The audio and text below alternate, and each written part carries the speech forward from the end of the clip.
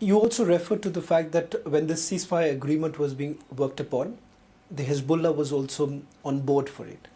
What are the kind of negotiations that are taking place even with the Hezbollah? Do you believe, does Lebanon essentially believe right now that perhaps it is time to take a step back to ensure that civilian killings do not take place any further? Because I see the kind of displacement that has actually taken place. So is Hezbollah on board right now perhaps to take a step back and ensuring that the people of Lebanon do not suffer any longer? We, as a government, and we speak for Lebanon. Right. We don't speak only for parties. We speak for Lebanon. And since the beginning of the war, since October 8, 2023, we said that Lebanon is not ever interested in war, is not ever interested in seeing this war expanded or spread to the region. So, and since then, we have taken measures by talking. We don't have, like I said, we don't have military power, but what we have is our friendship and our support in the international community.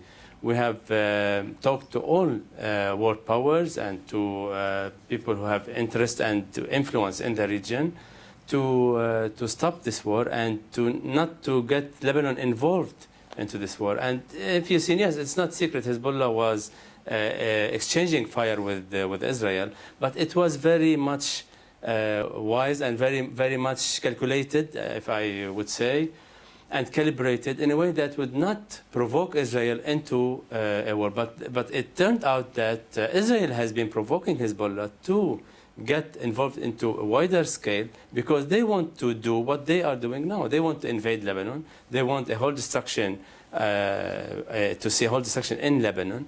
And that's what we are seeing now because of the continuous provocation of Israel onto Lebanon. But do you believe that Iran perhaps has also played the role of adding fuel to the fire? Because the sense that many get at this point in time is that while Lebanon wants some sort of a peace formula to be worked out, Iran does not see it in that interest.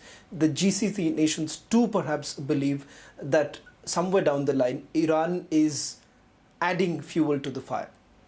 I don't speak for the Iranians. Maybe it's better to ask this question to the Iranians. But how does Lebanon see that? Yes, I mean, but if you see, I mean, the facts on the ground, if you see what's happened, if you review the reel of events since the war, you see that Israel has been invoking and provoking Iran.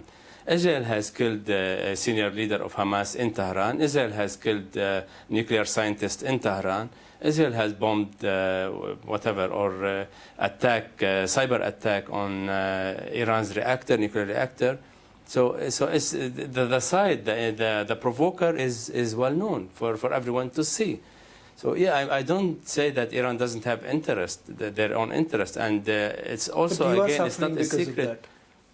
You are suffering because of that. Iran is looking at their own self-interest. The game of nation is always there, and small countries. But where does Lebanon really perhaps stand at this point in time? Because either one side will have to blink at some stage. True. The game of nation is always there, and maybe small countries, they do suffer, of course. But the root problem of this, we have always shown to get back to the root problem. What's this all about? I mean, the root problem is what? Is the occupation. The main problem is occupation. Israeli occupation should stop. A Palestinian state should exist. Palestinian rights should be given. That's easy. I mean, the solution is there. But the war mindset of Israel, the expansionist policy of Israel is always there. And this is the main problem of it. Once this solved, the region would see peace.